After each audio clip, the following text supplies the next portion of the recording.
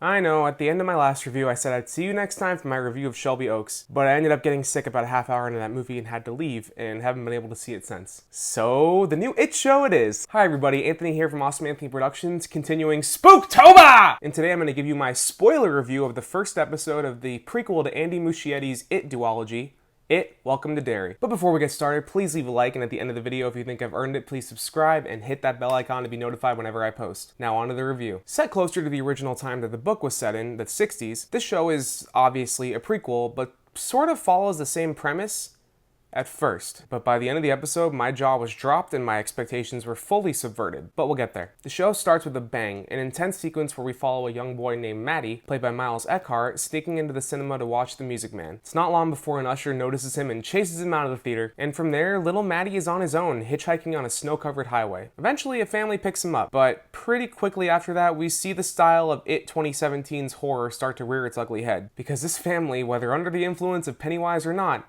is up. The daughter starts bullying Matty, opening up a freaking container of liver and rubbing it on his face. The son starts hypnotically spelling words. Let me out! Out!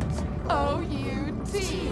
O-U-T! The parents are hurling insults and abuse around until the mother gives birth to a winged demon baby that presumably kills Matty. 4 months later, we meet the grandfather of Mike Hanlon, Leroy, an Air Force captain played by Jovan Adepo, who has just been stationed in Derry with his wife, played by Taylor Page, and his young son, who I assume is Mike's dad. We haven't dived too deep into his story yet, but he's there under the leadership of a character played by James Remar, of all people, to test out a new fighter plane. And right off the bat, he's dealing with racism in the form of insubordination, and even gets attacked in his sleep quarters by masked people who want to know about the classified details of that plane. Stepping away from Hanlon's story, we meet 4 kids. Stanley Uris's uncle, a boy named Teddy, played by Mikal Kareem Fiddler, a young girl named Ronnie, played by Amanda Christine, a boy named Phil, played by Jack Malloy McGault, and a girl named Lily, played by Clara Stack. Teddy is on the verge of his bar mitzvah, Ronnie's a film buff, and Phil is a foul-mouthed typical boy at that age. But Lily? She's ostracized, bullied, and traumatized from the accidental death of her father, with her only friend being a girl named Marge, played by Matilda Lawler. All of the kids are haunted by Matty's disappearance, and haven't let the idea go that he's still out there somewhere, especially when Lily hears him talking to her from her drain. So yeah, pretty soon into the story, it feels very much like a retread of 2017's It. We've got a cold open with a kid getting killed, a new version of the Losers Club, they even have a special hangout spot, and all these kids wanting to solve the mystery of a missing kid. Even though it felt familiar though, I was still into it. I was digging the dark tone from the opening,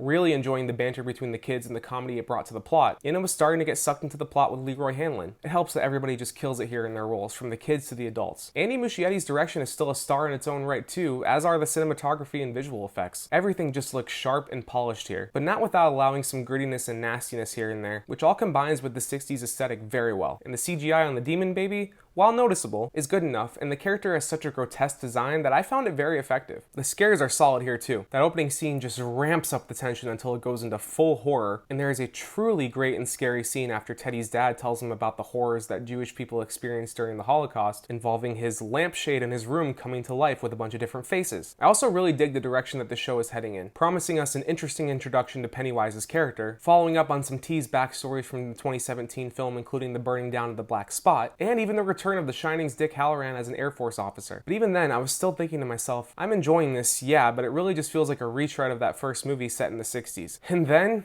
we get to the ending. This is my time to remind you again that this is a spoiler review. I mentioned earlier how Lily heard Matty's voice through the drain. When she first hears him, he's singing a song that the kids figure out is from the movie The Music Man. So Ronnie, whose dad is the projectionist, lets them all into the theater and stays in the projection booth while Teddy, Phil, Lily, and Phil's little sister Susie, played by Matilda Legault, another Matilda, watch from down below. Suddenly though, Matty appears on the screen with a Pennywise grin and tosses the baby into the audience where, I shit you not, it rips apart Phil, Teddy, and even little Susie. Yeah, that is the hook for the entire series for me. In 5 minutes, it took something that was feeling like a lesser remake of a movie I really enjoyed and completely subverted my expectations by taking out 2 of the main characters in a pretty brutal way, especially with them being kids. Yeah, Georgie's death in the beginning of the 2017 movie was pretty brutal, and the kids are put in a lot of peril. And 2017's Chapter 2 has that side quest with Bill and Pennywise where Pennywise just turns that kid into a freaking blood splatter. But even then, this franchise has never quite shown us anything like this. So yeah,